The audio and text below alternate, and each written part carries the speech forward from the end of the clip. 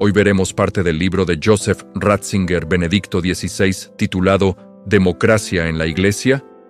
Iremos a conocer el capítulo 2, la interpretación democrática de los elementos fundamentales del concepto de la Iglesia. Y dentro de este apartado, iremos a revisar el concepto de sinodalidad y su problemática, concepto que se ha puesto otra vez de moda en este último decenio. Este libro fue editado en alemán el año 1970.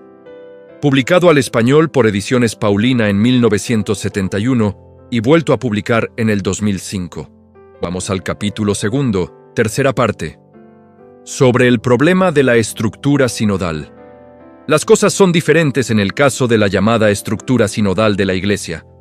En las varias veces citada disertación de Karl Rahner, notamos de nuevo una petición que desde hace algún tiempo se va abriendo paso. El tenor de tal petición es el siguiente.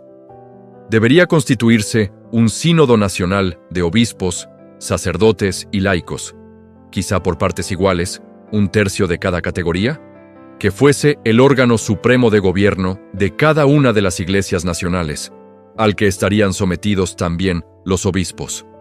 Una idea semejante es tan extraña al Nuevo Testamento como a la tradición de la Iglesia Universal. Para la Iglesia que se basa en la tradición, esto no es tan indiferente como pudiera serlo para el borrador de una constitución del Estado. La afirmación de que los concilios de la Iglesia primitiva estuvieron constituidos por laicos y obispos y que solamente en Trento, o más bien, en el Vaticano I, se realizó el paso a un concilio de solo los obispos, es históricamente considerada total y sencillamente falsa. Ni siquiera se puede aplicar al concepto con el que se designa en los Hechos de los Apóstoles 15, la reunión celebrada en Jerusalén, que decidió en la cuestión de las relaciones entre los judío-cristianos y los cristiano-gentiles. Lucas describe esta asamblea según el modelo de la antigua eclesía, asamblea del pueblo. Lo característico de esas asambleas antiguas consistía, causando en esto una impresión verdaderamente moderna, en su fundamental publicidad, participando todos y ante todos, lo cual presupone la distinción entre la corporación que toma las decisiones y el público presente. El público no queda de ninguna manera condenado a la pasividad, mediante sus aclamaciones, positivas o negativas, ha influido de manera muy decidida no pocas veces en lo sucedido, aun cuando no haya tomado parte directa en el sufragium, votación. Según Hechos 15, el Concilio de los Apóstoles ha procedido según este modelo. Tuvo lugar en público ante toda la eclesía, pero como responsables de la decisión se nombra a los apóstoles y presbíteros. La Iglesia antigua se ha mantenido en sus concilios fiel a esta norma desde el principio, y toda afirmación contraria se aparta sencillamente de la base y realidad histórica. Los concilios de la Edad Media no eran solamente concilios de la Iglesia, sino, al mismo tiempo, asambleas generales de la cristiandad latina que buscaba regular en ellos, con cierta uniformidad, sus relaciones hacia afuera. Querer interpretar la representación de los diversos estamentos del Corpus Christianum en estas asambleas como una participación de los laicos en el concilio, significa un desconocimiento de las perspectivas históricas. Durante la Edad Media no se ha cambiado en absoluto la concepción fundamental de que el concilio es una asamblea de obispos, aunque como tal, puede conceder también a otros no obispos el derecho a voto. En cualquier otro caso resultaría incomprensible la naturalidad con la que Trento, que iba a trabajar como concilio y no como una asamblea política o económica, se constituyó de nuevo como una asamblea de obispos. La idea de un sínodo mixto como una autoridad suprema permanente de las iglesias nacionales, considerada a la luz de la tradición de la Iglesia y de su estructura sacramental y de su fin específico, es una idea quimérica. A tal sínodo le faltaría toda legitimidad y, por lo mismo, debería denegársele de manera clara y decidida la obediencia. Se basa de hecho en una separación inadmisible, en última instancia, del poder del orden y de jurisdicción, rechazando lo uno al campo de la magia y lo otro al campo de lo profano. El sacramento se concibe como algo ritual y no como misión para dirigir la Iglesia mediante la liturgia y la palabra. Por el contrario, El gobierno es considerado como un mero asunto político-administrativo, ya que se tiene a la Iglesia misma, solo como un instrumento político. En verdad, el oficio de presidir en la Iglesia es un servicio inseparable. La Iglesia a la que se debe presidir es en su misma esencia asamblea. Pero esta asamblea se reúne para anunciar la muerte y resurrección de Jesucristo. El presidir en ella no se realiza de otra manera que en el poder de la predicación sacramental. Con palabras de Hans Mayer, el gobierno de una diócesis es sin duda un acto de poder espiritual. Sería incomprensible que esto lo hiciese un laico. La responsabilidad de la autoridad eclesial está ligada al orden, al oficio en sentido propio. Pero este poder sagrado no es necesario para las finanzas eclesiásticas.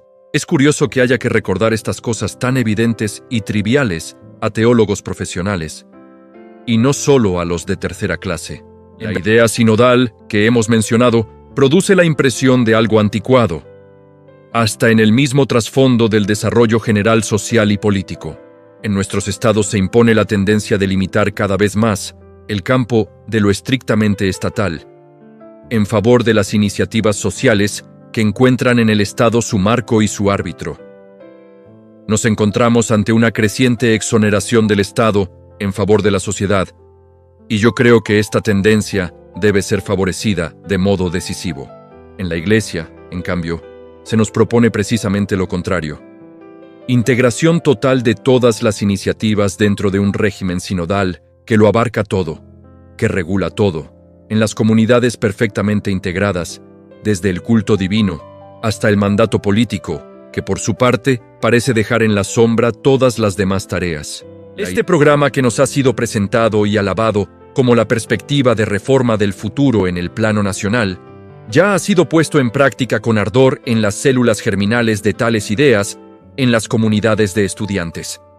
Minorías activas que, en medio del silencio de sus compañeros, desinteresados de tales experimentos, se podían hacer pasar por asambleas generales y por lo mismo, como representantes democráticamente legítimos de la totalidad, han elaborado estatutos sinodales de las diversas comunidades en los que se revela de manera clara y alarmante la consecuencia totalitaria de esta concepción.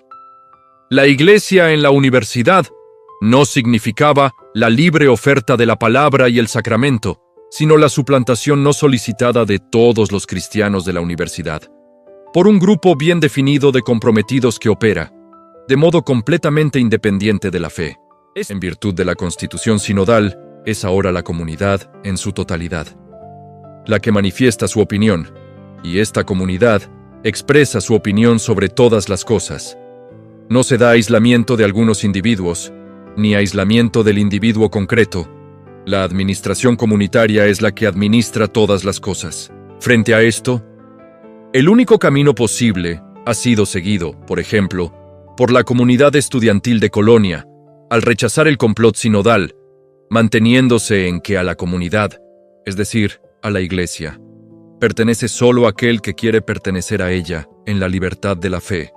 Por lo tanto, no pertenece nadie que se vea precisado a rechazar esta libre decisión, y en que lo único común que se impone como obligatorio e imperioso dentro de la libertad de la fe, a esta comunidad fundada de manera libre, es el Evangelio de Jesucristo, tal como lo confiesa la fe de la Iglesia. A ninguna otra cosa puede verse sometida, ni siquiera por este sínodo. Esto no significa de ninguna manera, por más que se haya afirmado con mucha seguridad y con cierto desdén, una privatización del Evangelio. Más bien significa que el contenido y explosividad pública, social y política del Evangelio no se realiza a través de unas formas impuestas sinodalmente, sino que obliga y libera como una libre llamada a los creyentes para desarrollar sus propias iniciativas. Dicho de otra manera, el Evangelio no termina de ningún modo en la predicación, pero el llevarlo a la práctica y el realizarlo queda libre a las diversas asociaciones que pueden surgir dentro de la comunidad, que no deben arrogarse el derecho de pasar como la comunidad misma. Se da lo común del Evangelio que se hace presente y actual en el culto divino y se da después, en la comunidad, la pluralidad de las iniciativas laicales que reciben el Evangelio y lo ponen en práctica. Que deban darse tales iniciativas es algo que hay que designar como esencial al Evangelio. Pero que tales iniciativas deben surgir como iniciativas libres es algo no menos esencial. La comunidad como tal, o también la Iglesia, puede y debe intervenir aquí como guía y árbitro, pero no como el sujeto propiamente dicho. Esto mismo habría que afirmar, con cierta visión crítica, de la concepción de la acción católica, tal como se ha desarrollado en los países latinos, antes y después de la Segunda Guerra Mundial. Perspectivas y tareas concretas. Con lo que llevamos expuesto, debería quedar suficientemente claro que, ni partiendo del concepto de democracia, ni de las expresiones de moda como pueblo de Dios o estructura sinodal de la Iglesia, entendidas en su alcance político, podemos llegar a ningún resultado práctico. Sin embargo, también se ha aludido en ambos casos, en el decurso de nuestros análisis, a una correspondencia positiva con importantes intenciones del concepto de democracia. Por eso se impone ahora un tercer intento por dilucidar en qué medida se dan circunstancias y situaciones, en el interior mismo de la Iglesia, que correspondan a lo que, en el campo político, llamamos democracia. Porque en realidad, la Iglesia posee sus propias tradiciones democráticas, aunque a veces bastante soterradas y olvidadas, que convendrá desarrollar de nuevo atendiendo a su naturaleza. Una exposición detallada debería establecer prácticamente un diálogo con toda la eclesiología. En nuestro caso bastará con algunas indicaciones significativas. Gracias por acompañarme en esta reflexión. Si te gustó, dale like y suscríbete para más contenido como este. Nos vemos en el próximo video.